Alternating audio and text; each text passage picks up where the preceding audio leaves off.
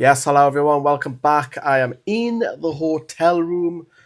Me and the Ben are having a few days away. You can tell by my ropey voice, I'm not fully up to speeds, being full healthy, but that won't stop me going to home and away games, you know that. But welcome everybody. Right, I wanted to discuss a couple of things. Obviously, what Eddie Howe discussed in his presser in a minute, but can we please stop the bullshit with the clickbait stuff that is going around everywhere at the minute? With like Alexander Isak. Oh, he's not signing the contract. He's all this bollocks that I've seen on articles. I've seen people social media stirring, not by a majority of Newcastle fans, no. But I've even seen a couple of videos on YouTube going up saying that he's refusing to sign a contract. Where has he refused? He hasn't at all. Clickbait drama, clickbait to get views, clickbait to get articles, clickbait to get ads played. It's packing him in. The lad's got, what, 3.5, 4 year left? I think it's been blown out of proportion. And a journalist who gets the story, normally it's Craig Hope, to be honest. And then it's regurgitated. Oh, man. Goodbye. Yeah, goodbye. He's going to come over. He's going to come over. So, little Ferdinand's doing here with us as well. So, obviously, I'll be at the Chelsea game later on today with you. But I just thought that whole thing with the whole Isak stuff has been well blown out of proportion. And it's just getting regurgitated after Craig Hope puts it out. And just what Eddie Howe said in the press conference as well, he's basically just, they're relaxed about it. Obviously, Newcastle have ambitions. Alexander Isak will have ambitions, like many other players, like the likes of Bruno and Andy Gordon. If Newcastle don't make Europe, I think that's a different kettle of fish. I think if we didn't get Europe by the end of the season, I could see one of those three big players, Gordon, Bruno, or Isak, being sold, and none of them, for me, in my personal opinion, have hit the dizzy heights yet so far this season. We're getting into this game against Chelsea, which our record at Stamford Bridge is absolutely shocking.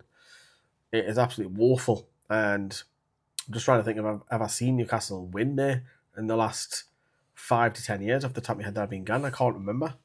But obviously, we've got the double header. We've got the cup game against them back at St James's Park on Wednesday night. So it's just a bit mental playing Chelsea. It's like 2 games back to back. But obviously, later on today, that's the big one. It's the side that Newcastle put out, because for me, we talked about it with Sam and Carl a little bit earlier this week. If you haven't seen that video, can check it out. The system isn't working for me.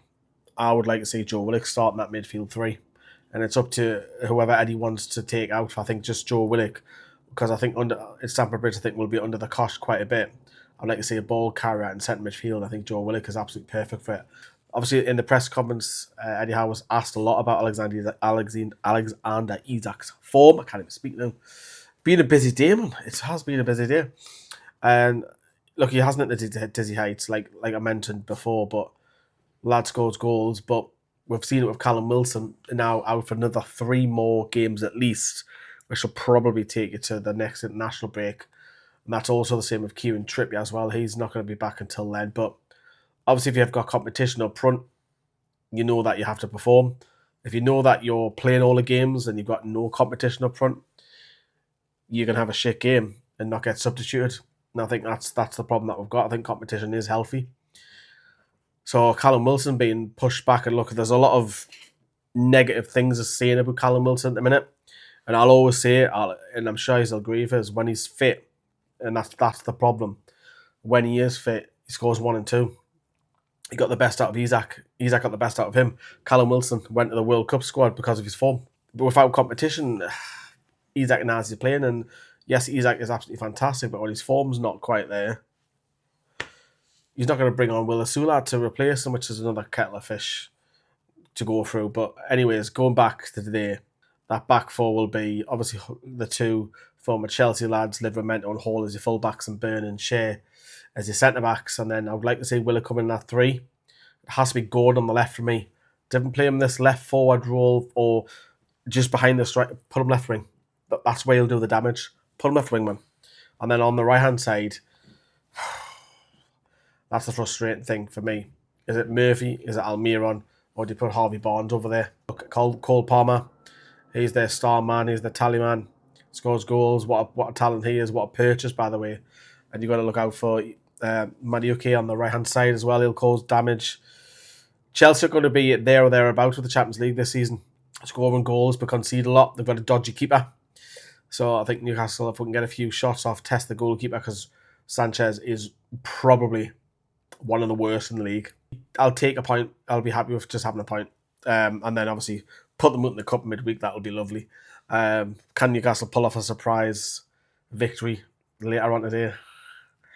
I can't personally see it. But fingers crossed. Obviously, I'll be bringing you all the stuff. I've got the match reaction. I've got the last word. I've got the vlog. It's a busy day for me again. We'll see you later on with all the videos. Give us your score predictions in the comments down below, and we'll see you very soon.